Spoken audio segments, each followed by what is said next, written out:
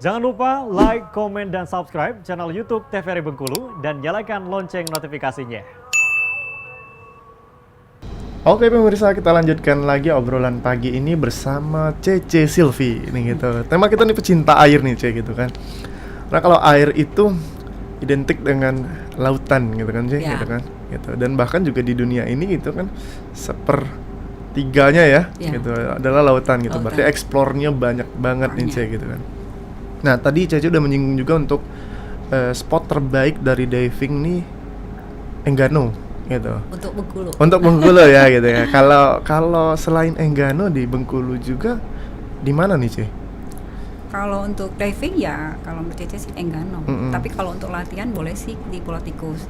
Cuman kalau untuk surfing itu lebih indah di daerah Kaur.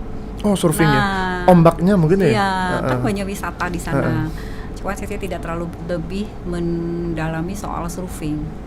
Surfing itu adalah olahraga yang menggunakan tenaga yang lebih kuat, menurut Cece ya, gitu ya. Jadi hanya just selintas untuk mencinta air aja. Iya. Itu di Kaur sangat indah juga itu. Kalau nyelam berapa kali seminggu biasanya Cece saking cintanya mungkin?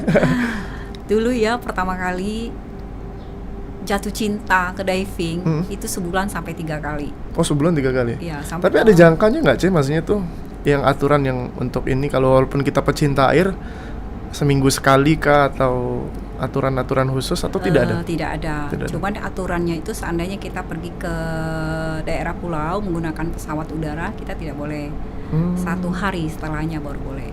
Karena itu menyangkut tekanan di dalam laut dan di udara. Iya. Itu bisa membahayakan telinga, bisa mudek orang. Ya walaupun cinta juga tetap jaga safety nomor 1 Cece ya gitu kan. Gitu. Selain di Pulau Tikus nih Cece kalau di Indonesia?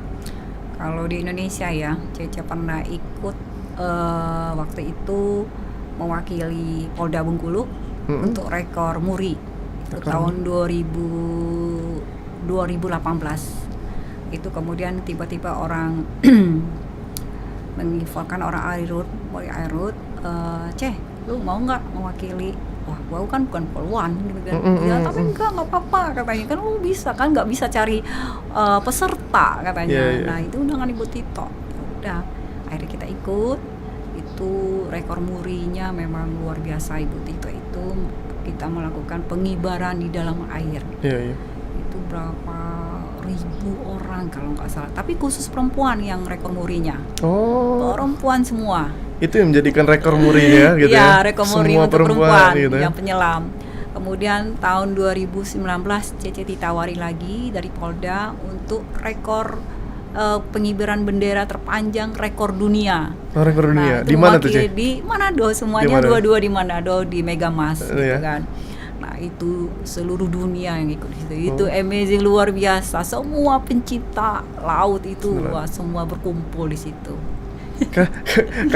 Kalau membahas misalnya laut nih kan gitu kan dari negara-negara lain pasti banyak juga. Banyak, Jepang, Korea, Amerika semua ada kita. Kalau Cece melihat sendiri mungkin di Bengkulu sendiri bagaimana antusiasme masyarakatnya Cece untuk khususnya mungkin pecinta air atau pecinta laut lah gitu ya kayak gitu.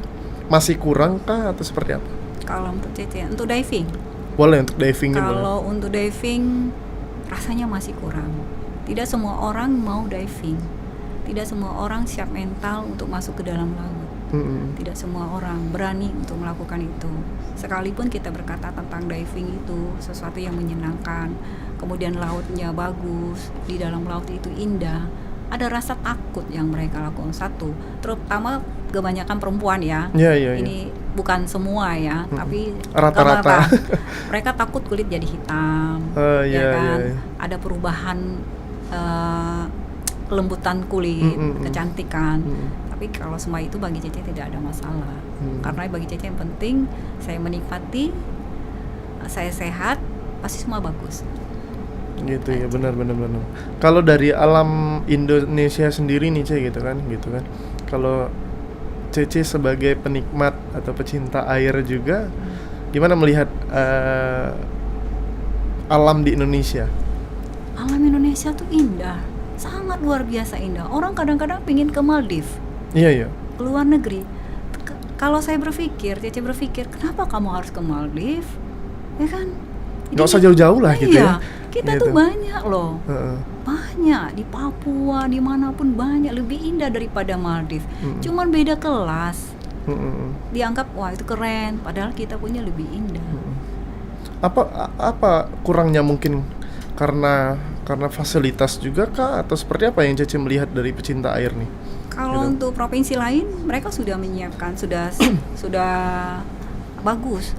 Tapi kalau untuk kita, Provinsi Bengkulu sangat kurang. Itu yang saya sayangkan.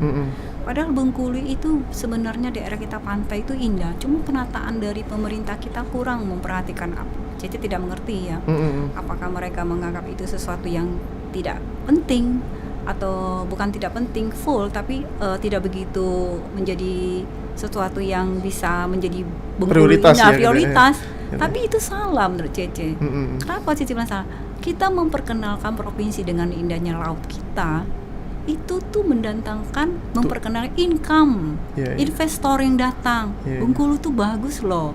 Nah pada saat itu kan mereka mengenal, oh Bengkulu pantainya indah. Paling tidak kita memperkenalkan wisata laut kita. Iya. Bahkan garis pantai terpanjang Panjang ya. lagi. Gitu ya. Wah, sayang sekali.